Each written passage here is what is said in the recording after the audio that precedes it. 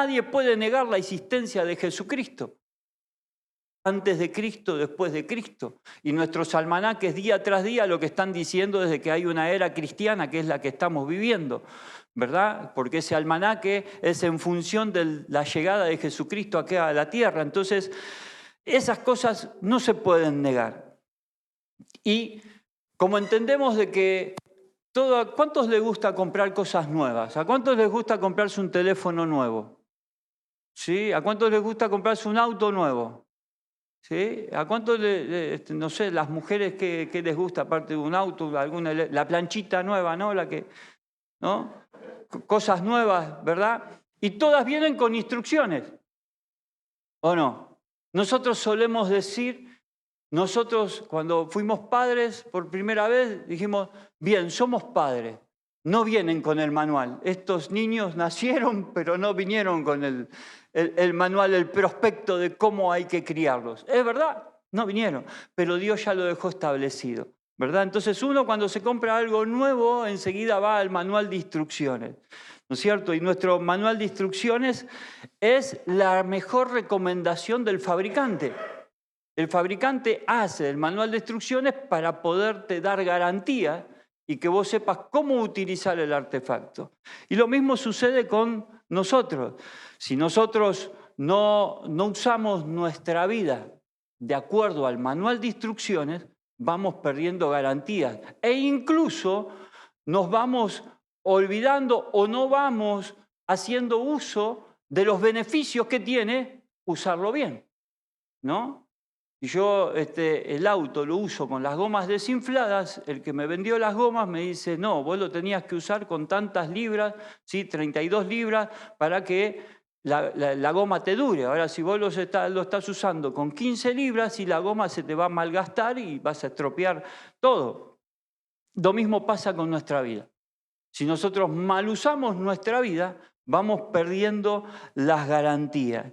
Y Dios nos ha dejado un manual de uso, el manual del usuario. Y esa es la Biblia, la ley de Dios. Y la ley de Dios dice, y ahora vamos a ver qué es lo que dice la ley de Dios, ¿no? Nuestra sociedad está compuesta por leyes que nos dan límites, ¿no? Una ley muy súper conocida que es la ley de la gravedad. ¿No? Todos sabemos de que la gravedad es la que nos sostiene los pies sobre la tierra, que todo lo que se eleva tiende a caerse. Por eso en el espacio donde no hay gravedad, las cosas flotan, ¿verdad? Y todo lo que es una ley es irrebatible, porque es ley. No tiene condicionamientos, es una ley, hay que cumplir la ley. La ley dice que si pasás el semáforo en rojo, te van a atropellar, ¿o no? ¿No? Por eso debemos de respetar las leyes de tránsito. Las leyes están hechas para cumplirse y ¿qué hacen las leyes? Nos tienen que resguardar. Y así es la ley de Dios. Entonces la ley de Dios, que es la Biblia, nos habla de cómo Dios quiere que vivamos. ¿Sí? Decirle al que está a tu lado, ¿sabés cómo vivir vos? Vos contestale, estoy aprendiendo. Porque esto no nacimos sabiendo, tenemos que aprender. Y lo bueno es que hoy estamos acá justamente porque es un designio de Dios que hoy estemos aquí para poder aprender un poco más de cómo nuestro Creador, el fabricante, quiere que vivamos. Lo bueno es que cuando vos te comprás un auto o te comprás un artículo, el fabricante no va a ir corriendo atrás tuyo. No, así no se usa. No va a ir a decirte eso, ¿no? Sin embargo, Dios sí lo hace. Dios permanentemente está golpeando la puerta de tu vida diciéndote, quiero enseñarte cómo tenés que vivir. ¿Por qué? Porque a Él le interesa su creación. El que fabricó un auto, entró a la fábrica, salió, lo vendieron y listo, chau, que se te rompa, así después compras otro, te dice. Pero vida hay una sola. Por eso el fabricante de nuestra vida anda corriendo atrás nuestro, porque Él no quiere que ninguno se lastime, ninguno se pierda. Dios nos creó y por eso quiero invitarte y de a poco vamos a ir introduciéndonos en la ley de Dios, Quiero invitarte a compartir algunos versículos de un salmo. El salmo son canciones que se escribieron. Es más, cuando estudian la historia de la música, les empiezan a hablar de los salmos. El Salmo 139, escrito por un rey llamado David, dice así el versículo 13 al 16. Dice así en el nombre de Jesús. Tú creaste mis entrañas, me formaste en el vientre de mi madre. Te alabo porque soy una creación admirable. Tus obras son maravillosas y esto lo sé muy bien. Mis huesos no te fueron escondidos cuando en lo más recóndito era yo formado, cuando en lo más profundo de la tierra era yo entretejido. Tus ojos vieron mi cuerpo en gestación. Todo estaba ya escrito en tu libro. Todos los días se estaban diseñando, aunque no existía uno solo de ellos. Y esto lo que nos está hablando de un proyecto, de un plan. Dice que todos los días, fíjense el salmista cómo habla con perfecto detalle. Yo estaba siendo formado, mi cuerpo en gestación, en el vientre de mi madre, y ahí tus ojos me estaban viendo. O sea, de que no sos un accidente, no sos una casualidad. Vos estás en este mundo porque sos un plan de Dios. El mismo Dios que colgó el sol en su lugar, la luna, las estrellas y formó el sistema solar, ese planeó tu vida, mi vida y la vida de aquellos seres humanos por nacer todavía. Sí, el más pequeñito está planeado por Dios. Pero no solamente que el Señor, pum, creó como el fabricante que fabrica autos, los larga a la calle y listo, chao. No, dice acá el salmista que en tu libro estaban escritos, todos estaban planificados, dice, todos los días de mi vida, sin faltar uno de ellos, aun cuando esos días no existían. O sea que Dios estableció un perfecto proyecto para vos. Dios sabe cuántos días vamos a vivir. Él sabe cuántos días voy a vivir yo. Yo no lo sé. Me miré por el espejo 10 millones de veces y no encontré la fecha de vencimiento. ¿Verdad? Él sí lo sabe, porque Él tiene el plan perfecto para mí y tiene el plan perfecto para vos. Dice que Él tenía todos los días escritos de tu vida ahí. Él lo planificó. Él lo proyectó. Así como un arquitecto proyecta una casa, como un ingeniero o proyecta una máquina, todo lo planificó. ¿Sí? Yo me imagino el ingeniero civil cuando hay que hacer un puente, él tiene que dibujar, formar, sabe de estructura, sabe de resistencia de hierro, de resistencia de suelo, todo eso lo planifica y lo organiza. Porque por ahí tiene que pasar mucha gente, porque por ahí no se tiene que caer, eso se tiene que sostener. Así Dios planificó tu vida. No somos un accidente, somos un plan perfecto de nuestro Dios. Pero en esa perfección del plan de Dios hay algo que parece que es incongruente, hay algo que parece que no está bien. ¿Cómo es que me va la vida como me va si Dios la planificó? ¿No? Porque es la primera pregunta que nos hacemos. ¿Por qué las cosas me salen como no quiero que me salgan si Dios las planificó? Mi querido amigo y hermano, es una respuesta tan sencilla de dar. En la perfección de la creación de Dios estaba que Él te tenía que dar libertad de acción y libertad de decisión. Todo lo decidimos nosotros. Él puede planear, como nosotros con nuestros hijos. Nos podemos proyectar en ellos y podemos planear un montón de cosas, pero cuando cumplen 18, 21, ellos toman sus decisiones. Y nosotros ya no podemos hacer nada. Y así es lo que estableció Dios para nosotros. Nos creó tan perfectos que vos y yo tomamos nuestras propias decisiones. Y cada decisión que tomemos tiene consecuencias. Y esas consecuencias van a ser de acuerdo a tus decisiones. Pero claro, ¿cómo saber, Pastor Maxi, cómo saber para tomar buenas decisiones? Sencillo, vayamos al manual del fabricante. El manual del fabricante, que es la palabra de Dios, es la que nos dice cómo tenemos que vivir. Si el ser humano se volcase a Dios y buscase a Dios, sabría mucho más de la vida y cómo debe de conducir su vida para poder obtener los beneficios que el fabricante te da. Es decir, para vivir una vida en bendición. Nosotros, cuando nos compramos un artefacto y lo usamos de manera anormal, de la forma que el fabricante no quiere que lo usemos, perdemos garantía y le estamos siendo infieles al fabricante. Porque el fabricante estableció que, según el manual, se use de tal o cual forma. Pero si no le estamos haciendo caso al manual, le estamos siendo infiel al fabricante. Y es así como el ser humano ha decidido serle infiel a Dios. Pero, ¿será casualidad? Este fabricante, nuestro gran Dios, el que creó a la humanidad, sigue persiguiendo a su creación. No es como el fabricante de autos, que bueno, mejor que me seas infiel, que se rompa, así te vendo los repuestos, que se rompa, así te vendo otro.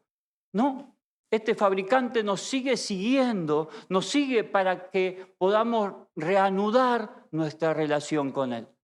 Pese a nuestra infidelidad, él sigue siendo fiel. Dios sigue siendo fiel. Y se lo puedes decir al que está a tu lado, Dios sigue siendo fiel. Aunque nosotros seamos infieles, y perdón que toque este tema tan delicado, porque ¿a cuántos les gusta que les sean infieles? La verdad que cuando yo pienso, se me cruza así, ¿no? Porque a veces uno tiene que replantearse la vida, ¿no? E imaginarse la peor situación de uno para darse cuenta que la estoy pasando muy bien, ¿no? Entonces yo cuando me quiero imaginar que mi esposa le da caricias a otro que no soy yo, me pongo loco, me pongo re loco. Esas caricias son exclusivas mías, no son de nadie más, ¿verdad? Entonces, ¿cómo se tendría que poner Dios cuando Él estableció un plan perfecto para nosotros y nosotros le somos infieles? ¿Cuál tendría que ser la actitud de Dios? Pero sin embargo, Él no es Maxi, Él es Dios. Es amplio en amor y misericordia. Y por eso, como Él es amplio en amor y misericordia, te viene a buscar y te dice, no me importa que me hayas sido fiel, yo quiero restaurar la relación de padre e hijo con vos. No importa que te hayas apartado del plan, quiero decirte que quiero que vuelvas al plan, que vuelvas al buen proyecto que tengo para vos. Y otro salmista, el Salmo 78, versículo 1 al 8, dice así, pueblo mío, atiende a mis enseñanzas, atiende a mi ley, dice otra versión, atiende a mis leyes. Pueblo mío, atiende a mis enseñanzas, presta oído a las palabras de mi boca. Hablaré por medio de las parábolas y revelaré misterios de antaño. Cosas que hemos oído y conocido y que nuestros antepasados nos han contado. No las esconderemos de sus descendientes. Hablaremos a las generaciones venideras del poder del Señor, de sus proezas y de las maravillas que Él ha hecho. O sea que prestar atención a la ley de Dios te va a hacer acceder a los beneficios de Dios. Te va a hacer acceder a esas maravillas que Dios tiene preparadas desde cuando tu cuerpo estaba en gestación hasta el fin de tus días. Ella las tenía preparadas. Pero Él te tenía que hacer un hombre, una mujer libre. Vos tenías que tomar tus propias decisiones. Dice el salmista que estas cosas las iba a revelar a las siguientes generaciones. Dice, Él promulgó un mandamiento para Jacob, dictó una ley para Israel, ordenó a nuestros antepasados enseñarlos a sus descendientes para que los conocieran las generaciones venideras y los hijos que habrían de nacer, que a su vez las enseñaran a sus hijos. Dios lo estableció de entrada. Dios quería que su ley se siga promulgando. Dios quería que su palabra se siga enseñando. Pero el ser humano se fue apartando y se fue apartando y se fue apartando. Hoy el fabricante, el creador de tu vida, está volviendo a tu corazón para que puedas tener ese reencuentro. Siempre que haya vida, el Señor te va a estar golpeando la puerta de tu corazón. Sigue diciendo el versículo 7, así ellos pondrían su confianza en Dios y no se olvidarían de sus proezas, sino que cumplirían sus mandamientos. Cumplir los mandamientos de Dios. Así no serían como sus antepasados, generación obstinada y rebelde, gente de corazón fluctuante, cuyo espíritu no se mantuvo fiel a Dios. Hoy Dios te está llamando a serle fiel a Él, a serle fiel a Él, fiel a tu Creador. ¿Y cómo se empieza eso? Empezando a creer, empezando a tener fe, empezando a buscar lo que Dios estableció. Ahora bien, vos me podés preguntar, ¿y por qué le tengo que hacer caso a la Biblia? Porque es la pregunta que me he hecho yo. Y es la pregunta que nos hemos hecho muchos de los que estamos acá. ¿Por qué hay que hacerle caso a la Biblia? ¿Por qué dicen ustedes de que la Biblia es el libro que Dios escribió? Si la Biblia la escribieron hombres, es verdad, la Biblia la escribieron hombres, pero la escribieron hombres inspirados por Dios. La Biblia es el libro más perseguido de la historia de la humanidad. La Biblia es un compilado de libros que oscilan entre 1000 a 1500 años de escrito de diferencia entre un libro y otro. Pero ¿cómo puede ser que libros escritos con tanta diferencia, escritos por autores que pasaron por diferentes estados de ánimo, diferentes clases sociales, gente de todo tipo, coinciden en una sola cosa, en la salvación de la humanidad? ¿Por qué sucede eso? Porque ese libro es un libro especial. Porque es un libro inspirado por Dios, perseguido. Lo quisieron hacer desaparecer, pero no pudieron. ¿Por qué? Porque es un libro inspirado por Dios. Porque es el libro más traducido en idiomas. Es el libro que más se tradujo en idiomas. Porque es el libro más vendido. No hay libro que se haya vendido más que la Biblia. No hay libro que se haya traducido más que la Biblia. ¿Por qué? Porque tiene algo especial. Porque es palabra de Dios. Porque es inspirada por el Espíritu Santo. Y por más que querramos destruirla, no la vamos a poder destruir hasta que no se cumpla el fin de los tiempos. Mientras el ser humano esté acá en la tierra y el Señor Jesucristo no vuelva por segunda vez, la Biblia va a ser nuestra instrucción de vida, va a ser nuestro manual de vida. Pero hay que estudiarla, hay que leerla.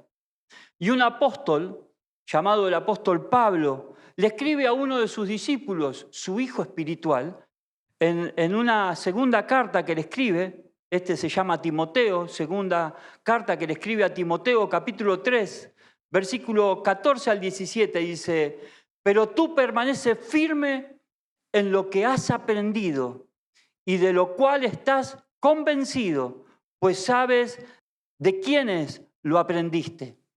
¿No? El apóstol Pablo le está diciendo a sus discípulos, yo te enseñé, sabés de quién aprendiste lo que aprendiste. Y Timoteo era un joven y Pablo lo estaba instruyendo para que se haga cargo de una iglesia. Dice el versículo 15, desde tu niñez conoces las sagradas escrituras que pueden darte la sabiduría necesaria para la salvación mediante la fe en Cristo Jesús. Las Escrituras, ahí, ya en aquel entonces, el apóstol Pablo le decía a su discípulo, a Timoteo le decía, sigue las instrucciones. Y si lees un poquitito más, él fue un poco criado por su madre, por su abuela, Timoteo, ¿sí? Y le dice, sigue las instrucciones, porque a través de las sagradas Escrituras vas a encontrar la salvación y vas a tener la sabiduría para que mediante la fe en Jesucristo puedas ser salvo. Versículo 16, y uno de los versículos importantes que quiero que lo resaltes en esta mañana. Toda la Escritura es inspirada por Dios y útil para enseñar, para reprender, para corregir y para instruir en la justicia. Si querés buscar justicia para tu vida, lee la palabra de Dios. Vas a encontrar la mejor justicia. Hay algo que se llama el fallo salomónico. Hace poco lo estuvimos hablando y en la oficina los otros días volvió a salir el tema, ¿no es cierto? Y muchos saben qué es un fallo salomónico, porque es muy conocido. Fallo salomónico es partirlo al medio, ¿no? Mitad para vos, mitad para mí. Eso es un fallo salomónico. Pero cómo surge ese fallo salomónico es lo catastrófico, ¿no? Es un fallo que tuvo que hacer el rey Salomón cuando una madre se le muere un hijo y al lado había otra madre con un hijo de la misma edad. Y mientras estaban las dos dormidas, una se despierta, se da cuenta que su hijo está muerto, su bebé está muerto, y se lo cambia a la otra madre. Entonces cuando se despierta la otra dice, este bebé muerto no es el mío. Y empiezan una discusión. Y Salomón tuvo que discernir qué era lo que pasaba ahí. Fueron a Salomón, el hombre más sabio que según dicen existió en la tierra, ¿sí? Porque fue el hombre que lo primero que le pidió a Dios fue sabiduría. Van y se lo presentan a Salomón el caso. Y Salomón, con sabiduría de Dios, le dice, tomen al niño vivo y pártanlo al medio y denle en mitad cada uno. Fallo salomónico. Pero la verdadera madre, ¿qué hizo? No lo mates, dijo, dáselo a ella. Entonces Salomón se dio cuenta quién era la verdadera madre, porque dijo, solamente una madre verdadera puede negar su maternidad con tal de que su hijo viva. Y a eso se le llama hoy fallo salomónico, muy conocido, pero nadie sabe por qué. La Biblia nos instruye absolutamente en todo. Relaciones conyugales, relaciones entre parientes, entre suegras, suegros, ¿sí? Las relaciones con los hijos, relaciones entre hermanos. ¿Cuál fue el primer asesinato que ocurrió en la historia de la humanidad? Un hermano a otro hermano. Los problemas de familia vienen desde la creación de la humanidad. ¿Sí? La Biblia todo lo enseña todo la Biblia. Y acá el apóstol Pablo le está diciendo de que la Biblia es útil, ¿sí? Toda la Escritura es inspirada por Dios, útil para enseñar, para reprender, para corregir, para instruir en la justicia, a fin de que el siervo de Dios esté enteramente capacitado para toda buena obra. La instrucción de la palabra de Dios sirve para toda buena obra. No sirve para el beneficio propio. No sirve para que yo sea más que otro. Sirve para toda buena obra. Estar instruido en la palabra de Dios nos hace ser personas de buenas obras. ¿Querés ser persona de buena obra? Es importante memorizarse también la Biblia, porque es la ley de Dios. Es importante memorizarla. Cuando a mí me regalaron mi primera Biblia. 16, 17 años tenía yo y había que ir a un campamento de jóvenes. Y entre las cosas que había que llevar una Biblia. Y yo estaba desesperado porque no tenía una Biblia y no tenía el dinero para comprarme una Biblia. Y la persona que me la regaló me dio una dedicación ahí y me puso un versículo, ¿no? Proverbio 3, ¿verdad? Del 1 al 4, me acuerdo que me lo marcó, del 1 al 4. Dice, oye, hijo mío, mi ley, y tu corazón guarde mis mandamientos. Nunca se aparte de ti la misericordia y la verdad. Átalas a tu cuello, escríbelas en la tabla de tu corazón y hallarás paz y buena opinión ante los ojos de Dios y de los hombres. ¿Sí? Proverbio 3, versículo 1 al 4. Y ese versículo me acompañó hasta hoy y me sigue acompañando. Es tan importante entender de que saber la palabra de Dios nos da vida. Su palabra es vida y es eficaz, su palabra es espíritu y es verdad. Hay gente que salvó su vida por leer la palabra de Dios, por leer la Biblia.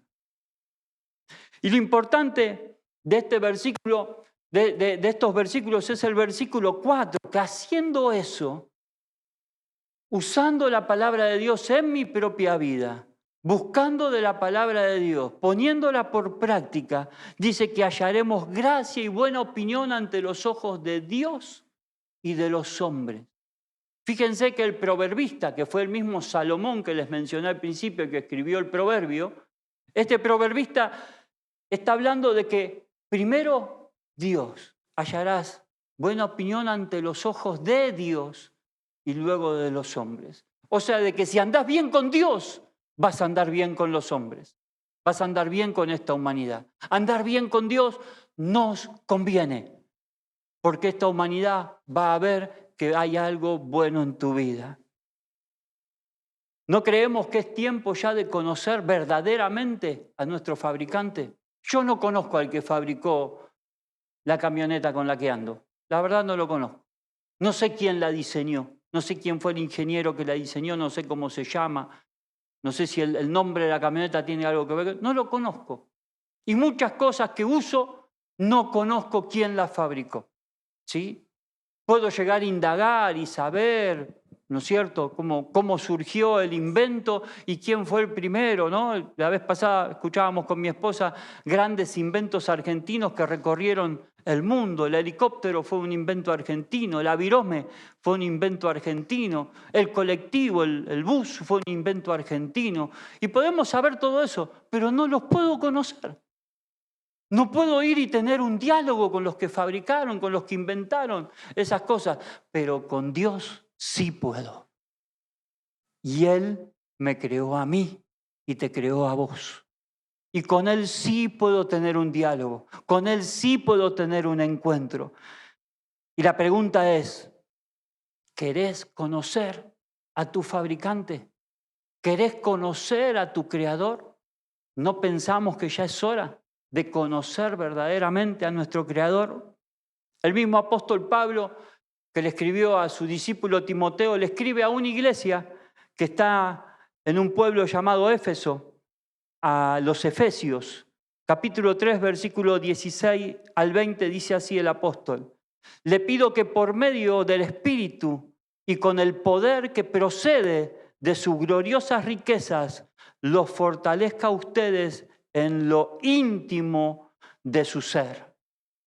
Está hablando de una relación íntima, ¿sí?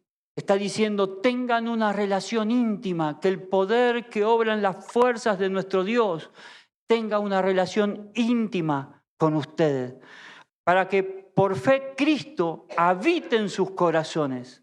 Y pido que arraigados y cimentados en amor puedan comprender, junto con todos los creyentes, cuán ancho, cuán largo, cuán alto, cuán profundo es el amor de Cristo. El apóstol está diciendo, tengan ese encuentro con su Creador, tengan ese encuentro con el Señor Jesucristo, confíen toda su fe en Él. En fin, dice, que conozcan ese amor que sobrepasa nuestro conocimiento para que sean llenos de la plenitud de Dios. Acercándonos a Él, conocemos al inventor del amor, al único que tuvo el amor suficiente para enviar a su Hijo Jesucristo a padecer, a morir y a resucitar acá en este mundo para rescate de todos y cada uno de nosotros.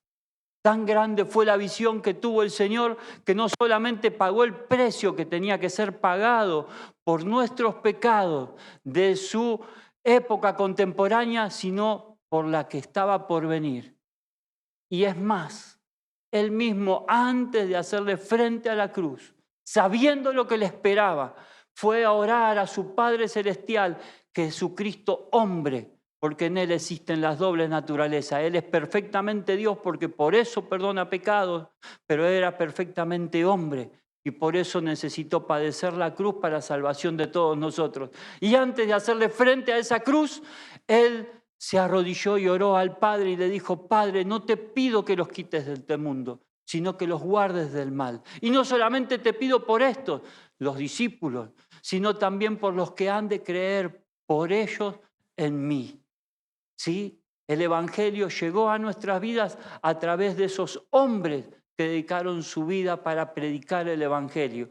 Y ahí estuvo la oración de Jesucristo por tu propia vida, por mi vida, porque a través de eso nosotros creímos. Sigue diciendo el apóstol de que todos debemos de entender cuán grande es el amor que tiene nuestro Señor Jesucristo.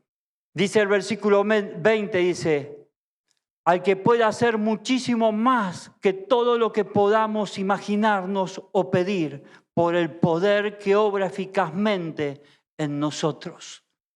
Dios es tan grande en amor y misericordia, que lo que vos pidas para Dios no es mucho. Él puede darte más de lo que vos le estés pidiendo. Él puede hacer mucho más de lo que vos te imaginás. Y yo soy testigo de eso. Yo soy testigo. Yo soñé una vida y parecía imposible. Y Dios me la concedió y Dios se pasó. Hizo mucho más allá de lo que me imaginé. Eso sí, yo como buen ser humano me puse goloso. Y cuando vi de que Dios puede hacer más, le pido más. ¿Y sabes qué? Dios contesta. Pero claro, hay que andar conforme a la palabra de Dios. Cuando somos llenos del Espíritu Santo, vamos a poder sorprendernos de las cosas gloriosas que Dios tiene preparadas para nosotros. Y ya para terminar, te voy a leer lo que el libro de Hebreos dice en el capítulo 10, versículo 15 al 18. También el Espíritu Santo nos da testimonio de ello. Primero dice, este es el pacto que haré con ellos después de aquel tiempo, afirma el Señor. Pondré mis leyes en su corazón y las escribiré en su mente. Después añade, y nunca más me acordaré de sus pecados y maldiciones. Y puesto que estos han sido perdonados, no hace falta ofrecer otro sacrificio por el pecado. Así que el Señor ya pagó el precio por mi pecado y por tu pecado. Hoy lo que nos toca es creer con fe verdadera en la palabra de Dios, en su mensaje. Y es tiempo de que nos acerquemos, como dice Hebreos capítulo 4, versículo 16, que nos acerquemos confiadamente al trono de la gracia para recibir la misericordia y encontrar la gracia que nos ayuden oportunamente.